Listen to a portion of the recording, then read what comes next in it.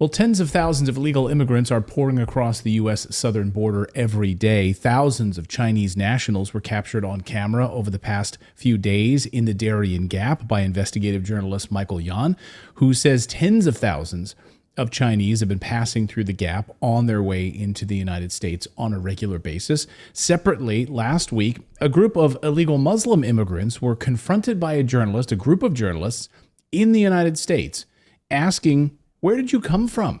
You're here in the United States. Who are you? Where did you come from?" Here was his response. By the way, if you are smart enough, you will know who I am. But you are really not smart enough to know who I am. But soon you're going to know who I am. Very easy. Wow, very easy. The entitlement.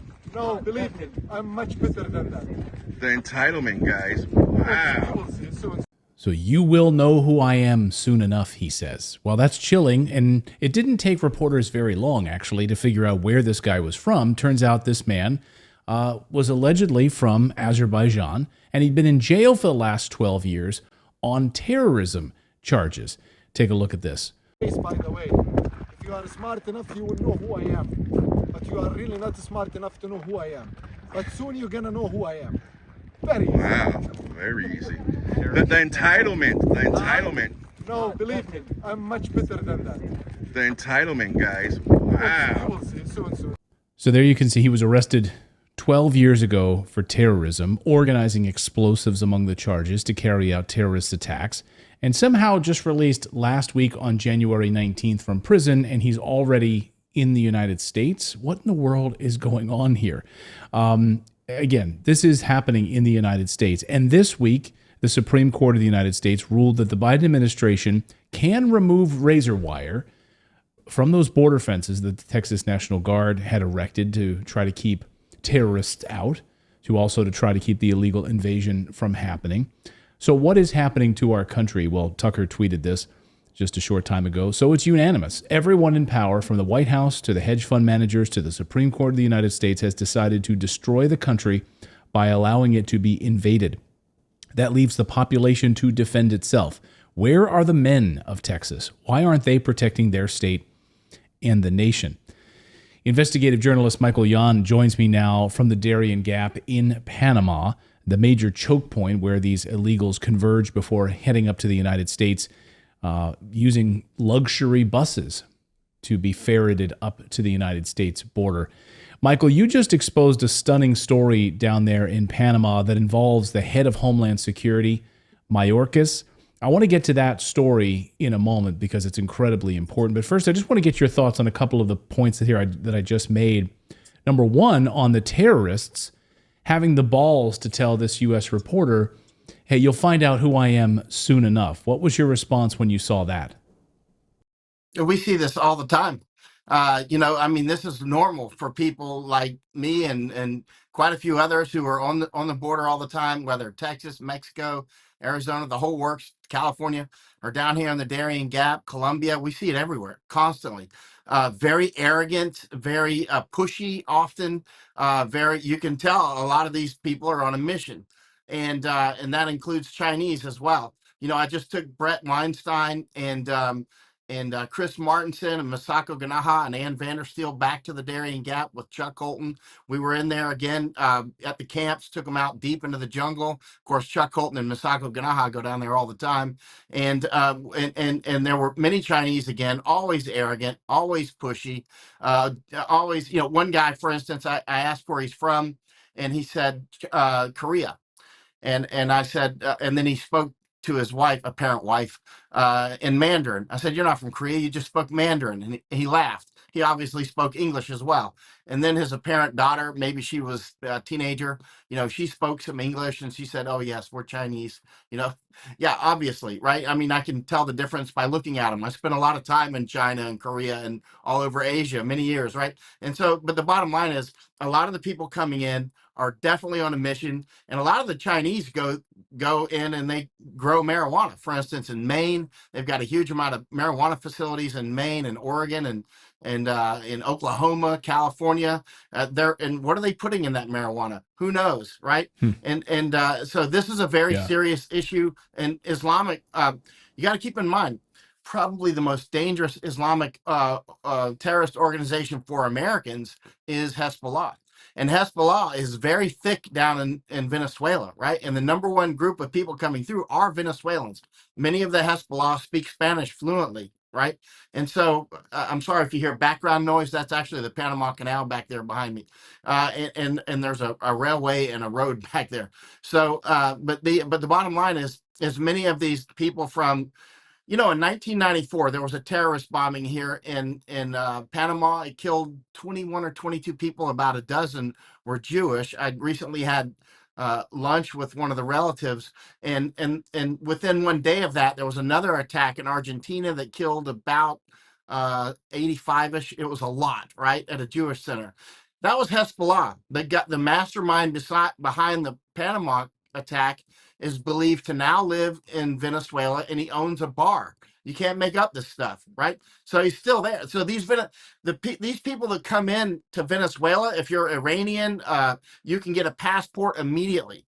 You can just show up, and keep in mind, many of the Hezbollah, when they grew up in Venezuela, their Spanish is absolutely fluent.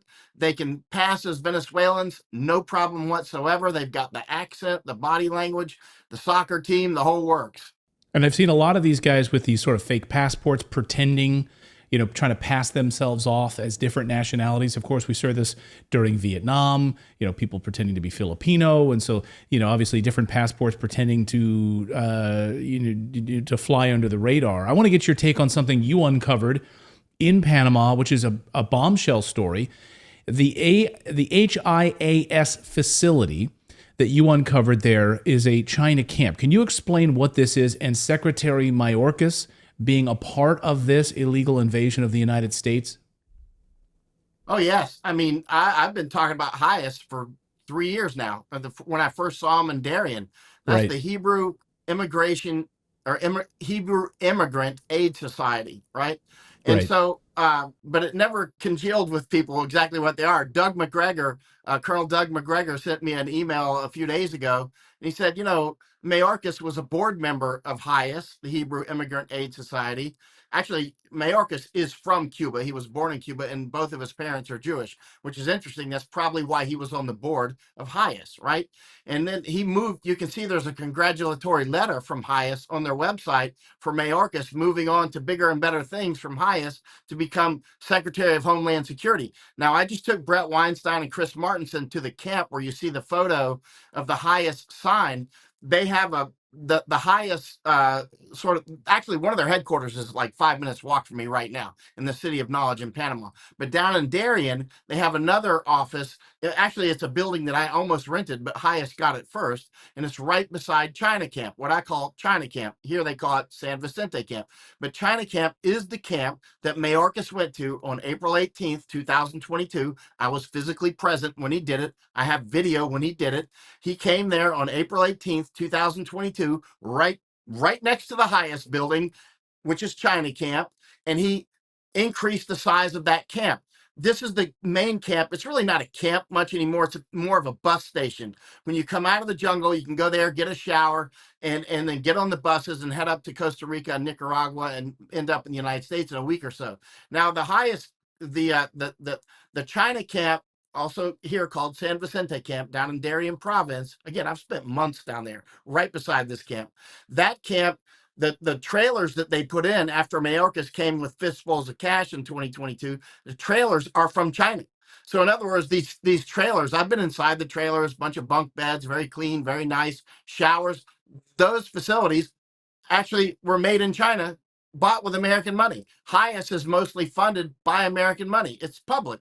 The same with IOM. IOM and HIAS, their offices are right out, 5 minutes walk from here. So this choke point, this spot and who's then staying in these nice environments? Is it the Chinese then? And before they're then shuttled off to the United States, backed by United States dollars and the funding of the Department of Homeland Security? It's outrageous.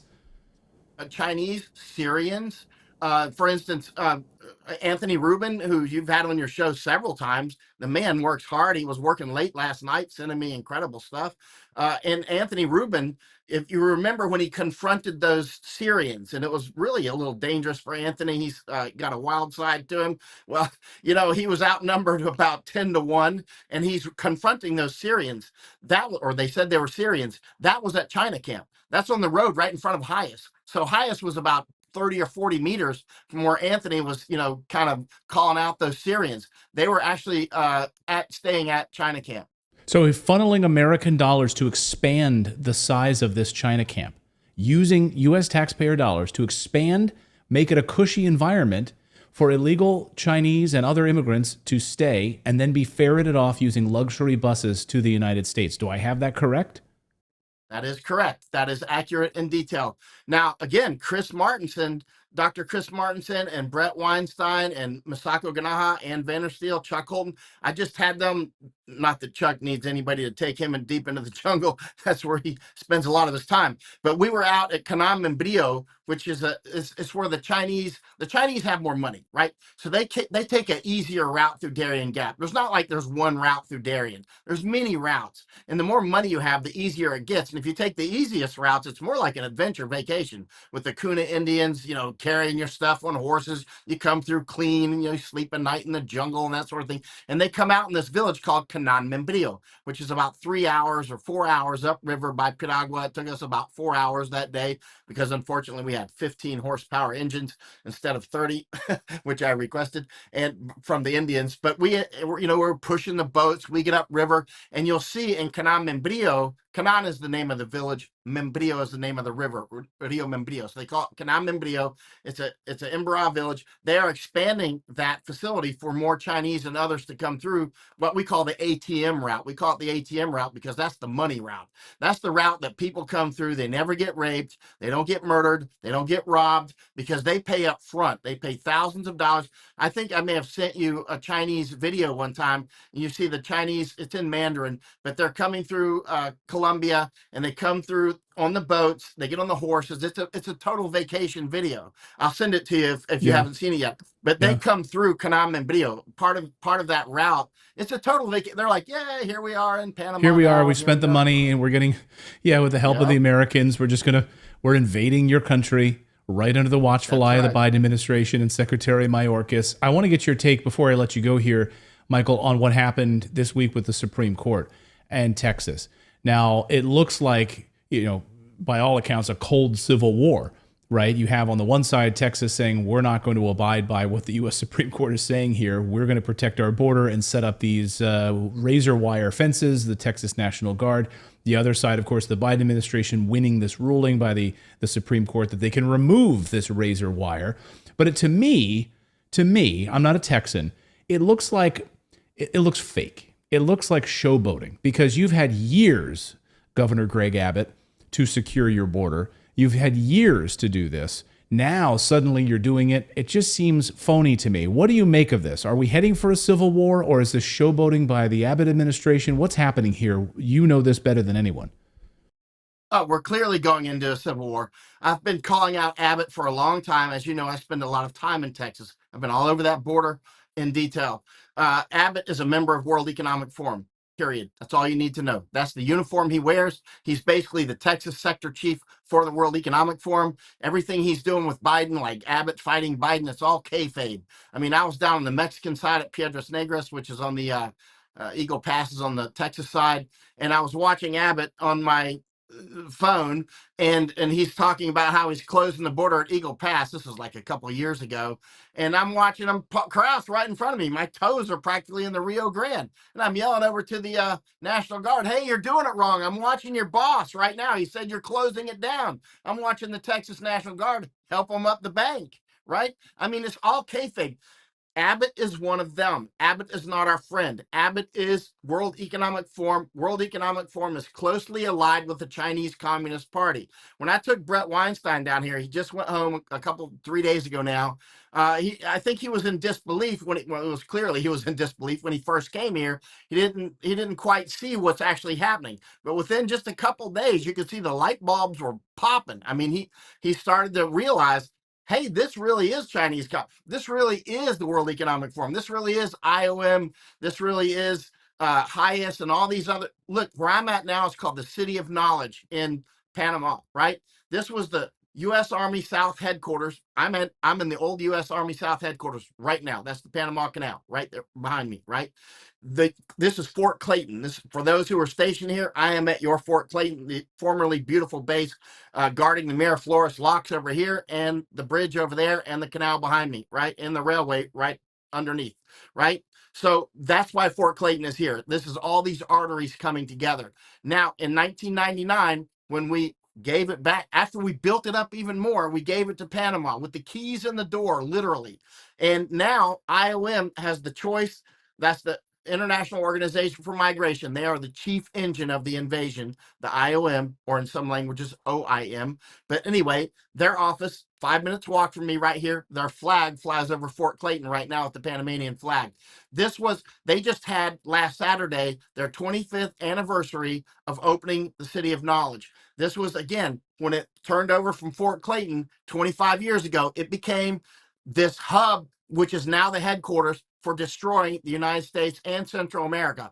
Most of the Central Americans and Mexicans I speak with, they still have no idea what's happening, just like most Americans still have no idea what's happening. Even the brilliant Brett Weinstein, now he sees it, but he had to get down here first to see it, right? And once you come down here, if you're a serious player, I'll take you, Clayton, but I'll take serious players down here. It's bigger than you imagine when you really get here. If you get Brett or Dr. Martinson, I'll take you. It's mind-blowing. I can't really explain it enough. It's like explaining the jungle, right? Well, the next few months, I'll be down there with you. We're going to plan this over the next few months to be down there. Logistically, we'll work that out offline. But yeah, it's just speaking to Mexican citizens just a short time ago who told me their cities are being overrun by these migrants that are coming up through Mexico, that it's not Mexico doing this, and it's not Mexicans, it's their cities are being overrun by these illegals coming all the way up through. So, Mexico's not happy about this, from what I'm hearing from Mexican citizens as well. So, to your mind, we are heading towards a civil war. Michael Yon is in Panama, at the Panama Canal, watching these choke points and watching this all unfold. Michael, thanks as always for educating us about what's happening there, this very important story. Michael, thanks so much. Thank you, sir, and I'll see you down in Darien Gap. I'll take you down there. I really hope you enjoyed watching this video. YouTube thinks that you'll actually like this next video right here. It's personalized based on your own viewing habits. So if you watch the video, please leave a comment. Let us know what you think about it, and we will see you next time, everyone.